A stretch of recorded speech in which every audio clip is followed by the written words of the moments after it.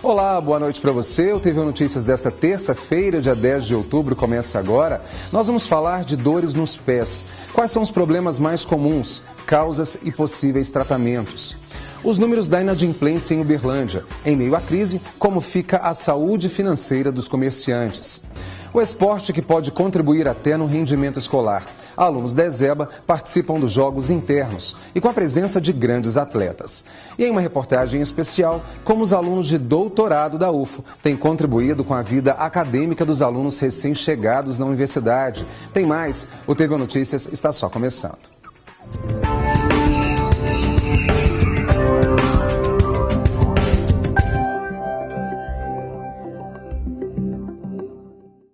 Quem nunca sentiu fortes dores nos pés, ou pelo menos aquela dorzinha que incomoda, dificulta o caminhar ou a prática de atividade física? Nós buscamos a ajuda de especialistas para saber quais são os problemas mais comuns e como tratá-los ou preveni-los. Aline estava sofrendo há mais ou menos 3 meses com as dores no pé direito. Chegou a tomar 2 medicamentos e teve inclusive que prolongar o tempo de uso, pois a dor não passava. Provavelmente foi o sapato errado, né? Muito tempo andando ou sentada. E aí começou a dor, né? Embaixo, bem no pisar mesmo. Parecia que eu estava pisando num prego, num espinho. E aí eu procurei o médico, né? Levou um pouco de tempo para diagnosticar, porque você tem que fazer raio-x, ultrassom, faz até o médico faz a simulação para ver como que tá, e estava bem encurtado e inflamado. E aí entrou com medicamento, tomei antibiótico durante uns 14 dias e já entrei também com a fisioterapia. Até o momento foram 9 sessões e ainda faltam algumas. A fisioterapeuta explica que no caso da Aline foram necessárias algumas técnicas, entre elas ultrassom e alongamentos. Comecei com recursos analgésicos e anti-inflamatórios. A crioterapia, ultrassom, a eletroestimulação para alívio de dor e alongamento, bastante alongamento para liberar essa cadeia posterior, essa musculatura de panturrilha. Segundo este médico ortopedista, existem 3 tipos de dores nos pés mais comuns: a chamada fascite plantar, a dor na parte anterior do pé e a dor neuropática. Mais comum é a fascite plantar. É uma dor no calcanhar, que ela tem as seguintes características. A pessoa tem a dor principalmente no início da marcha, ou seja, que levanta pela manhã, os primeiros passos, muita dor. E essa dor é muito confundida porque as pessoas normalmente na idade que começa a ter essa dor, faz uma radiografia do pé e aparece uma calcificação no pé, que vem o laudo como esporão. A falta do salto contribui para a formação da dor. Pessoas que ficam muito tempo de pé, pessoas sedentárias, pessoas obesas, o indivíduo também que faz excesso de atividade física, principalmente a corrida, hoje uma febre, pessoas fazem muito corridas, então também pode provocar isso, né? Então são basicamente as principais causas. O médico explica que a dor neuropática, por exemplo, é mais comum em idosos, pessoas que têm diabetes e indivíduos que fazem uso excessivo e irregular de bebidas alcoólicas. O que são essas dores neuropáticas? Aquelas dores difusas no pé, o paciente tem uma dor às vezes tipo queimação, uma dor tipo latejante, né, sensação de choque, de formigamento. O tratamento é clínico, à base de medicamentos específicos, e às vezes cada pessoa responde com um medicamento diferente. E em termos de diagnóstico também é clínico, exame de imagem, às vezes é para excluir algum outro problema que possa dar uma dor semelhante. O ortopedista comenta ainda sobre a dor na parte anterior do pé, mais conhecida como metatarsalgia. O tratamento começa então por mudança de calçado, né, às vezes usar alguma palmilha, e diante disso, se não evoluir, aí tem que ter avaliação e ver se realmente é algum caso cirúrgico. A fisioterapeuta explica que além das técnicas utilizadas no caso da Aline, vários outros métodos também são possíveis para auxiliar no tratamento e combate às dores nos pés. A gente pode estar usando também uma pomada anti-inflamatória, fazendo iontoforese com ultrassom. Pode também estar utilizando o laser, que é bastante utilizado, e massagem, para liberação dessa face muscular, estímulos de liberação miofascial. A Aline diz que depois que iniciou o tratamento, a dor está melhorando muito. O tratamento, ele me ajuda a alongar, né, movimentos que às vezes a gente não sabe como fazer, e a fisioterapeuta ela te auxilia, te ajuda ali no dia a dia, até mesmo nas dicas de como pisar, nos calçados também, que agora eu vou ter que mudar meu hábito de vida total. E com a orientação de especialistas, a gente percebe que a qualidade de vida é outra. Hoje o dia começou com sol e poucas nuvens, muito calor em Uberlândia e região. A previsão para esta quarta-feira você vê agora no mapa.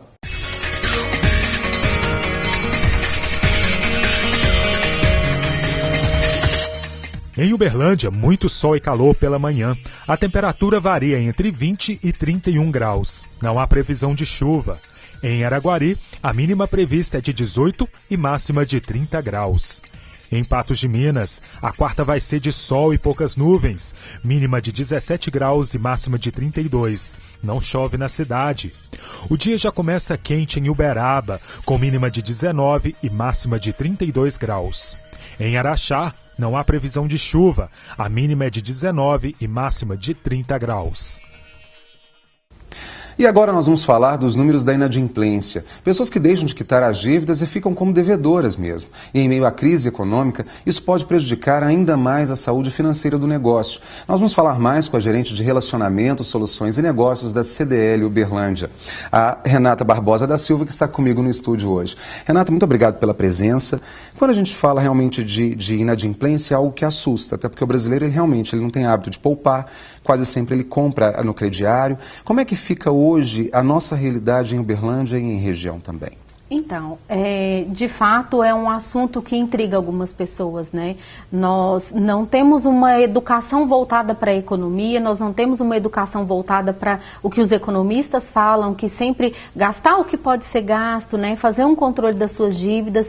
Então, devido ao momento que vem acontecendo desde 2014, 2015, a nossa cidade ela teve um momento de muita alta de inadimplência e nós vemos de alguns meses que essa inadimplência ela vem caindo, né? Existem algumas análises e que aí a gente chega em algumas conclusões. Algumas pessoas sim têm pago as suas dívidas e outras pessoas não têm ficado devendo mais porque já estava com o orçamento todo comprometido. Então, vale uma análise mais completa. Então, quando algumas pessoas só falam assim, a inadimplência caiu em Uberlândia, na verdade a gente tem que observar que quase sempre, ou pelo menos em alguns casos, não é que o brasileiro está pagando mais, ou o uberlandense está pagando mais suas dívidas, mas ele também está deixando de comprar porque ele já não tem crédito na praça. Seria mais ou menos isso. Exatamente isso. Algumas pessoas têm feito o pagamento e outras pessoas não conseguem tomar crédito. Se eu não tomo crédito, eu não tenho condições de ficar inadimplente, né? Então a gente precisa avaliar. É positivo porque a gente acaba vendo que algumas pessoas conseguem se organizar um pouco melhor, conseguem fazer o pagamento de suas dívidas e aí começarem a comprar também mais comedidamente, né? Exatamente, de forma mais consciente e de formas não tão prolongadas. Então, o que eu comprava em 12 parcelas, eu vou me organizar, eu vou juntar o dinheiro e eu vou comprar em 2 ou 3, ou eu vou comprar sem nenhum parcelamento. E às vezes até com um valor menor, né? Ele consegue negociar mais. Sim, as pessoas estão ficando muito mais criteriosas na hora de pechinchar, na hora de pedir um desconto, então, de comprar o que de fato é necessário. Então, toda essa avaliação, ela cabe nesse tema inadimplência. Renata, uma questão que eu acho que é muito nossa cultural também.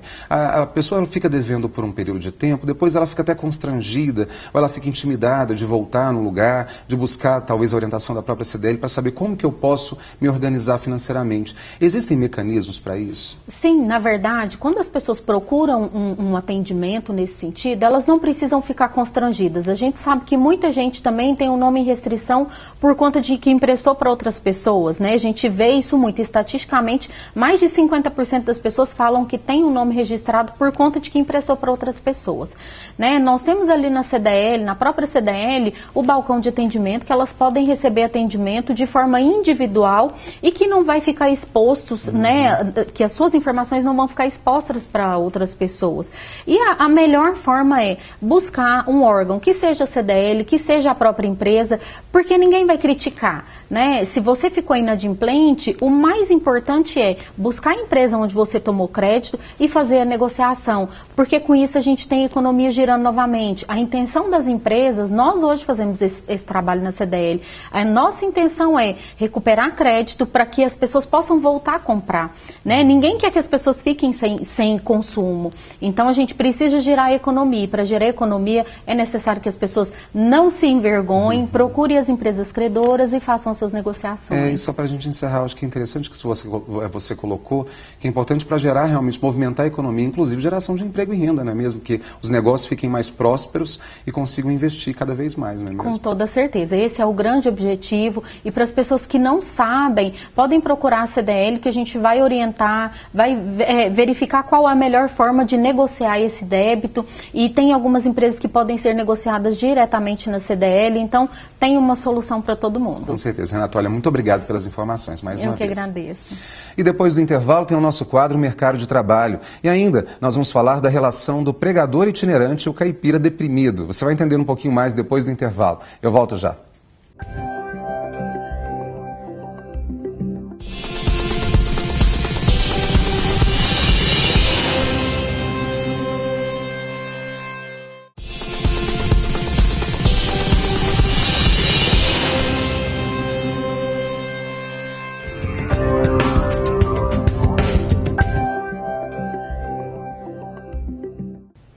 Você procura uma oportunidade de estágio ou emprego? Tem vagas abertas. Você confere agora no nosso quadro Mercado de Trabalho. Vaga para vistoriador de imóveis. O salário é de R$ 1.518, mais vale transporte e convênio médico. Como requisitos, experiência na função, curso técnico em edificações, habilitação A e moto própria. O contato ludmilaribeiro@fundaçãocdl.org.br.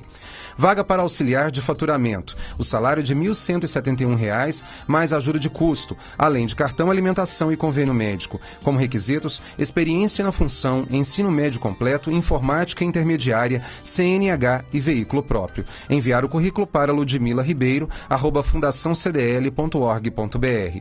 Vaga para vendedor balconista. O salário é por comissão, mas o base é de R$ 1.300, mais vários benefícios. Como requisitos, experiência mínima de 1 ano em telemarketing ativo. O contato ludmilaribeiro@fundaçãocdl.org.br. Vaga de estágio para engenharia elétrica. A bolsa auxílio é de R$ 700, mais vale transporte. É necessário cursar superior em engenharia elétrica a partir do 3º período. Contato talentos@fundaçãocdl.org.br. Vaga de estágio para técnico em eletrônica. A bolsa auxílio é de R$ 500, mais vale transporte. É necessário cursar técnico em eletrônica a partir do 2º módulo. Enviar o currículo para talentos@fundaçãocdl.org.br. Tem também vagas de estágio para ensino médio. A bolsa auxílio varia de R$ 400 a R$ 700, mais vale transporte. É necessário cursar o ensino médio regular e ter pelo menos 16 anos. Enviar os currículos para consultoria.rh@fundaçãocdl.org.br. E agora nós vamos falar de realidades distintas, a do pregador itinerante e a do caipira deprimido. Os dois e os discursos por eles praticados serviram de estudo em uma tese de doutorado. E o resultado, o livro que fala de pentecostalismo e psiquiatria. Nós vamos entender um pouquinho mais com a autora e professora do Instituto de Ciências Sociais da UFO, professora Mariana Cortes. Professora, muito obrigado pela presença aqui hoje. Eu que agradeço. Mariana, quando a gente fala de uma obra como essa, desenvolvida num programa de doutorado, e por uma professora que já tem a experiência também de sala de aula e com pesquisas. Como é que funciona a pesquisa, o universo da pesquisa até a elaboração do produto final? Certo. Bom, o livro é fruto, né, de uma pesquisa de doutorado de 5 anos. Então, houve além de uma pesquisa bibliográfica sobre as referências mais importantes sobre o tema, né, da psiquiatria, da religião, que eu faço um esforço comparativo, há toda uma pesquisa de campo, que eu fiz uma pesquisa empírica com os pregadores itinerantes evangélicos e com as pessoas que vieram do campo e foram diagnosticadas com depressão. Uhum. E como que esse discurso ele aparece no material hoje, que é um conhecimento científico, que foi elaborado com todo esse embasamento e que serve para o nosso cotidiano mesmo, para o nosso hábito em si, quando diante dessa leitura? É uma leitura sociológica, né, uma leitura acadêmica, às vezes árdua, né? mas ao mesmo tempo ela traz as histórias de vida dessas pessoas, né, que foram esses pregadores evangélicos que eu estudei, e os pacientes com depressão, e traz então como é que essas pessoas lidam com o sofrimento. Então, como eu acho que esse é um tema comum a todos nós, né, a gente vai vendo como que a religião e a psiquiatria respondem de forma diferente, mas ao mesmo tempo com aproximações ao sofrimento das pessoas. Né? As pessoas, elas podem adquirir o livro onde? Como que elas podem ter acesso a esse material todo? Bom, esse é o livro, né? Estou apresentando aqui. Pode ser adquirido em qualquer livraria online, está disponibilizado em várias livrarias pela internet. Por favor. E tá também, pode ser adquirido aqui na UFO com o Alexandre, da editora Pueblo, que tem uma banca de livros que geralmente fica no bloco 5O. A gente está mostrando então o livro para vocês aí de casa, para que as pessoas possam identificá-lo e fazer a busca nas principais livrarias da cidade, fazer o pedido inclusive, e buscar na própria internet. Professora, para a gente fechar, em relação realmente a essa relação com a saúde e qualidade de vida, é algo realmente atual que a gente pode trazer para a nossa realidade, como um comportamento do nosso cotidiano mesmo? Sim, claro, porque hoje a gente vê, né, principalmente no caso da psiquiatria, um consumo de medicamentos, né, psiquiátricos muito mais extenso do que havia décadas atrás, né? Então a gente tem uma extensão do uso de medicamentos que é inédita, né, na história da própria psiquiatria, para pessoas que estão no espectro da normalidade mesmo, fazendo uso de ansiolíticos, antidepressivos. Então, trata-se de um tema bastante contemporâneo esse. E que as pessoas realmente tenham acesso a esse material. Professor, olha, muito sucesso, Obrigada. Parabéns, e que venham novos projetos aí também para que a gente possa divulgar. Eu que agradeço. Obrigada. E depois do intervalo, o esporte que pode contribuir até no desenvolvimento escolar. Alunos da ESEBA participam dos jogos internos e com a presença de grandes atletas. E mais, em uma reportagem especial, como os alunos de doutorado da UF têm contribuído com a vida acadêmica dos alunos recém-chegados na universidade. O TV Notícias faz um rápido intervalo e volta já.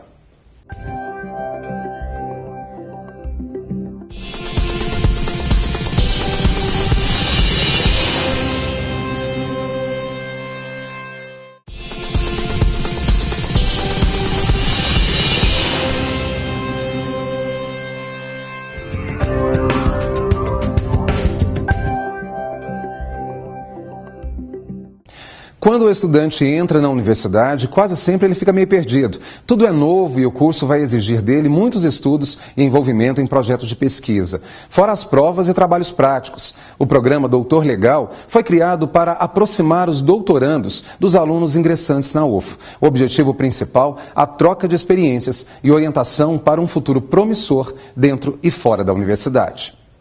Maraine agora está mais acostumada com a nova rotina de universitária, mas quando entrou na UF, ela estava com um pouco de medo do que viria pela frente.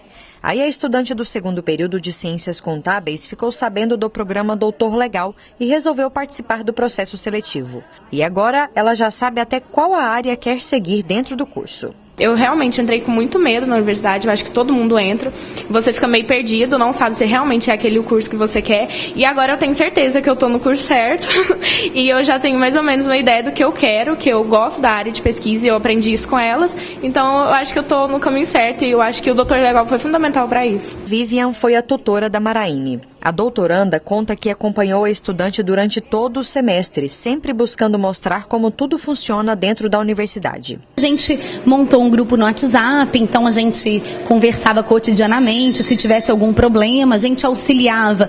Às vezes tinha algum problema com algum professor, então a gente dava algumas dicas, como que eles poderiam solucionar o problema na coordenação do curso, né? A gente não solucionava diretamente, mas a gente ajudava eles a como que alguma solução que poderia melhorar a vida acadêmica deles aqui na universidade. O programa Doutor Legal foi lançado pela Diretoria de Pesquisa ligada à Pró-Reitoria de Pesquisa e Pós-Graduação da UFO. Funciona assim: os estudantes recebem todo o auxílio durante o primeiro semestre no curso. São orientados nas atividades acadêmicas, disciplinas, entre outras diversas ações. Uma das ideias principais do programa é tentar diminuir a evasão na universidade. O doutorando, que é a ponta de uma linha, vai conversar com o começo da linha, que é o aluno que acabou de entrar na universidade. vai ajudar esse menino a superar as dificuldades nessas disciplinas básicas, vai mostrar para ele a necessidade dele de se aperfeiçoar numa língua, como é que ele pode buscar uma iniciação científica, ou seja, o que cada uma das carreiras dentro da universidade pode lhe oferecer. Então esse doutor legal é um cara legal que vai estimular esse menino a se desenvolver, a não pensar em deixar a nossa instituição, a universidade, e acreditar em si mesmo, no seu potencial, no seu valor. Atualmente, o programa Doutor Legal conta com 54 doutorandos de todos os cursos de pós-graduação da UFO, orientando mais de 170 alunos de graduação. Todos estes estudantes também foram acompanhados durante o primeiro período. Os tutores são a Gabriela e o Virgílio. Eles contam que se tornaram não só colegas de faculdade, mas grandes amigos, com direito até churrasco para entrosamento da turma. O Virgílio diz que sempre teve o costume de ajudar os colegas que ingressam na universidade. Ele explica que pretende mostrar que a universidade oferece inúmeras possibilidades aos alunos. É uma coisa que a gente já fazia. O programa de tutoria oferece a possibilidade de fazer isso de forma regulamentada, né? E é claro que a gente tem essa intenção por ter ideia de virar professor, né? A gente quer seguir a área acadêmica, pelo menos eu e meus colegas aqui. Então, para a gente ter a possibilidade de orientar meninos desde o primeiro período, é muito bom, muito recompensador para a gente. O Nuno está na UFO há pouco tempo. E no caso dele, tudo é mais novo ainda. A universidade, a cidade, o país. O jovem, que veio de Cabo Verde, está cursando engenharia aeronáutica e diz que a tutoria foi essencial para ele entender como funciona o curso. Quando a gente entra, a gente ouve falar muito sobre o que é fora, a gente não sabe da ideia do que é dentro, do que é fazer engenharia na faculdade de mecânica. Então ele mostrou o que é ser um engenheiro e o que eu posso fazer daqui em diante. Já o Vitor conta que aprendeu por meio da tutoria que a universidade é muito mais do que estar dentro da sala de aula. Muitas vezes a gente entra na faculdade pensando que a graduação é só assistir aula e fazer prova. Mas a ciência, né, foi o que o Virgílio apresentou muito para a gente, pesquisa, então eu achei muito interessante isso. Me deu uma visão bem ampla do que é o curso. O esporte pode ajudar no desenvolvimento das crianças e a prática de diferentes modalidades contribui até no rendimento escolar. Os alunos da Escola de Educação Básica da UFO tiveram um encontro especial com grandes nomes do esporte durante a realização dos Jogos Internos. Um jogo de concentração e estratégia. É a primeira vez que a bocha paralímpica é selecionada para a competição. A escolha foi dos estudantes do 4º ano da ESEBA. Os alunos cuidaram de cada detalhe da competição. Eles participam da construção do regulamento, definem as regras, as normas, definem quais e quantas modalidades farão parte do evento. Os combinados em relação às definições táticas, os combinados em relação à participação de meninos e meninas na mesma equipe, e a definição dos esportes que farão parte. O professor de Educação Física, Leandro, explica como surgiu a ideia de promover os Jogos Internos na Escola de Educação Básica da UFO. Para nós, ele desde a sua origem, ele significou uma avaliação da nossa prática pedagógica. Através da competição esportiva, a gente pôde começar estudos, começar uma avaliação da nossa prática, uma reconstrução do nosso currículo. Durante a competição, as crianças receberam a visita de paratletas de bocha. Os profissionais ajudaram com dicas valiosas. Eles estavam jogando com muita força, muito longe, né? Aí eles não têm muita noção. Aí eu fui lá e falei, deixa eu jogar uma vez, pra você ter uma noção. Você joga perto, pra cima e pra frente. Aí eles pegou uma noção e teve melhora. O treinador da Seleção Brasileira Paralímpica explica o que é a bocha. É um jogo que procura... o atleta tem 6 bolas vermelhas, 6 bolas brancas, 6 bolas azuis e a bola branca. E o objetivo é tentar encostar na bola branca. Então, o fim do jogo é quem estiver mais próximo da branca ganha o jogo. Giovana gostou de conhecer mais sobre a modalidade. Todo mundo consegue jogar. É mais fácil para as pessoas que não conseguem mais jogar os outros esportes que estavam botando. Esta é a 24ª edição dos Jogos Internos da ESEBA. Os alunos do 4º ano mostram que, além de entenderem de bocha, dão um show de animação. Maria Gabriela conta que, além da bocha, os alunos escolheram a modalidade basquete. A gente escolheu basquete porque a gente gosta muito e a gente acha fácil e legal e um pouco difícil. Mais do que vencer, Pedro Henrique está feliz em participar pela primeira vez dos Jogos Internos. Muito legal, porque eu nunca tinha visto o técnico da seleção brasileira, é a primeira vez. A emoção é muita. O TV Notícias de hoje acaba aqui. Boa noite para você. A gente volta a se encontrar amanhã às 10 para as 7 da noite. Fique agora com o Jornal Minas, segunda edição.